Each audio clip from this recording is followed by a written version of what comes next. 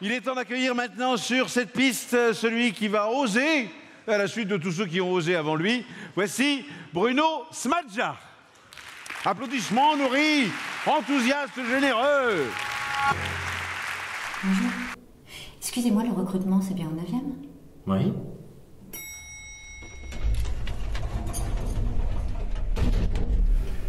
Si toutes les candidates vous ressemblent, j'ai passé une très belle journée. Mais je suis pas candidate. Je suis la directrice générale adjointe. On vous a pas prévenu de ma visite? Non. Pardon, je vous prie bien vouloir accepter mes excuses. Vous vous rendez compte que ce genre d'attitude est inacceptable? Ça donne une image pitoyable de la boîte, ça. Vous avez entièrement raison. Pardon, c'était déplacé. Ça ne se reproduira plus.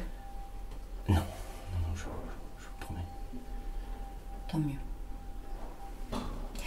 Tant mieux parce que je ne suis pas la directrice, je suis juste une candidate et j'aimerais le même respect. Ah, après vous.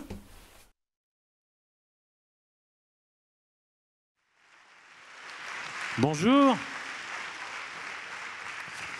Bonjour. Le film que vous venez de voir dure 1 minute et moi j'ai 5 minutes pour vous parler du Mobile Film Festival et de créativité. Lorsque j'ai créé ce festival, j'avais 2 convictions fortes. La première, c'est qu'on pouvait permettre un accès égalitaire au cinéma. Égalitaire, ça veut dire qu'on n'avait pas de contraintes d'argent, ça veut dire qu'on n'avait pas de question de réseau, c'est-à-dire qu'on allait chercher le talent. Et pour ça, j'ai fait le choix d'un outil qu'on a tous dans nos poches, celui-là. Une caméra exceptionnelle, une caméra professionnelle, une bombe de technologie qu'on peut tous utiliser pour être créatifs. Bon, on a tous une caméra, mais on n'est pas tous des bons réalisateurs. Donc comment est-ce qu'on va chercher la créativité et les talents? Et bien pour ça, on met une contrainte de créativité qui est extrêmement forte. 1 minute. Vous l'avez vu dans ce film. Raconter une histoire en 1 minute, nous émouvoir, vous faire rire, nous faire pleurer, c'est extrêmement difficile. Et si on y arrive, ça veut dire qu'on a du talent, on peut aller plus loin. Vous l'avez compris, le format, un mobile, 1 minute, un film. Mais qu'est-ce qu'on en fait? Eh bien, on essaye d'aller découvrir, soutenir, accompagner des talents un peu partout dans le monde. Je vous donne 3 exemples. Tommaso, un jeune réalisateur italien, romain en particulier, qui a participé plusieurs fois au festival.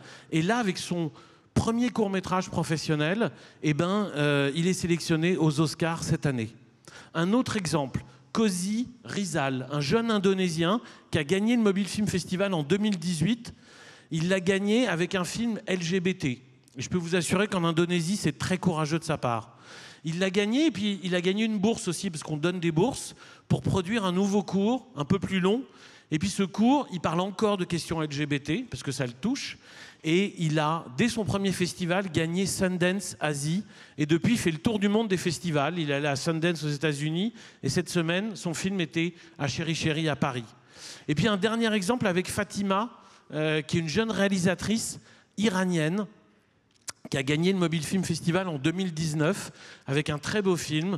On l'a accompagnée, pareil, avec une bourse. Elle a réalisé son film. Vous savez comme moi la situation actuelle en Iran. Son film est prêt. Son producteur vient d'être condamné à de la prison. Elle-même, elle est tous les jours dans la rue pour aller manifester. Et ben nous, on essaye ici humblement de donner de la visibilité à son film et d'essayer de le faire vivre le plus largement possible. Alors moi, l'idée que j'ai envie de partager avec vous, c'est celle d'ouvrir la porte.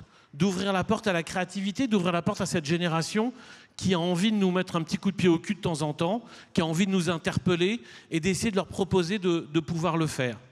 Parce que finalement, si on regarde un petit peu ce qui nous fait société, ce qui fait qu'on partage tout ça, ce sont les histoires, les mythes, les légendes. Les religions en sont un excellent exemple, qui font qu'on fait société ensemble et qu'on peut imaginer un avenir ensemble, en inventant des histoires, en inventant des récits. C'est ce qu'on essaye de faire. D'ailleurs, les entreprises le font très bien depuis des années pour nous vendre une bagnole, un contrat d'assurance, une cafetière ou un logiciel.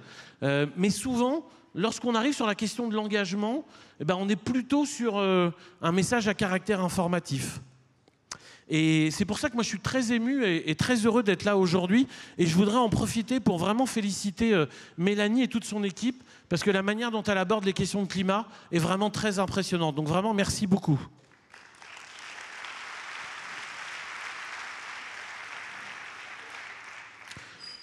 Bon, vous l'avez peut-être compris, mon prochain objectif, c'est de donner de la créativité à votre engagement. Et pour ça, j'ai 3 manières de pouvoir le faire que je voudrais vous proposer. La première, on a des centaines de films comme celui-là, vous allez en voir plusieurs dans la journée, on en a des centaines. Et moi, ce que je vous propose, c'est qu'ils sont à votre disposition et que dans vos entreprises, vous puissiez organiser des projections, des débats, des rencontres et créer l'échange autour de ces films. Je peux vous assurer que les plus récalcitrants, face à 50 courts-métrages sur l'égalité homme-femme dans l'entreprise, eh ben, ça les fait réfléchir, ou sur le climat pareil. Et puis ceux qui sont déjà convaincus, ça va les booster de voir que vous les amenez dans ce genre de débat. Donc voilà, les films sont à votre disposition avec grand plaisir. La deuxième option, c'est un workshop. On a créé un workshop en 48 heures. On permet à des gens qui n'ont aucune compétence, aucune technique, encore une fois avec ça, de pouvoir faire un film d'1 minute, sur tous les sujets. On l'a fait et on l'a débuté pour se tester un peu dans un univers qui n'était pas particulièrement accueillant. C'était les 50 plus chauds de banlieue française. On y est allé dans le cadre d'une tournée. On y passait 48 heures. Le public qui nous accueillait, des jeunes dans les MJC, n'était pas toujours particulièrement motivé pour participer à l'exercice. Mais en tout cas, à la fin des 48 heures, on a vu des dizaines, voire des centaines de personnes descendre des tours autour. Les mères, les tantes, les frères, les cousins, qui venaient voir les films qui avaient été réalisés. Parce que cet exercice-là, et c'est vrai dans vos entreprises, avec vos équipes, les faire travailler sur un exercice créatif, collaboratif, eh ben ça va dynamiser ensuite le travail qu'ils vont avoir ensemble. Et puis le troisième, c'est qu'on a des réalisateurs qui sont un peu partout dans le monde. On a 7500 réalisateurs dans 157 pays. Donc si vous avez une filiale, un sujet, une opération que vous menez partout dans le monde, eh ben on saura l'accompagner, on saura la filmer et surtout on saura avoir un impact carbone qui sera particulièrement efficace. Voilà, vous l'avez compris, je suis convaincu qu'on doit amener beaucoup plus de créativité partout dans nos vies. Et ce que je voudrais rajouter, c'est que apprendre à faire des images, c'est aussi apprendre à décoder des images. C'est vrai pour nous adultes, c'est vrai pour les enfants. Voilà, je vais juste conclure en espérant vous avoir un peu convaincu qu'en 1 minute, on peut changer le monde, et surtout si on y met beaucoup de créativité. Merci beaucoup.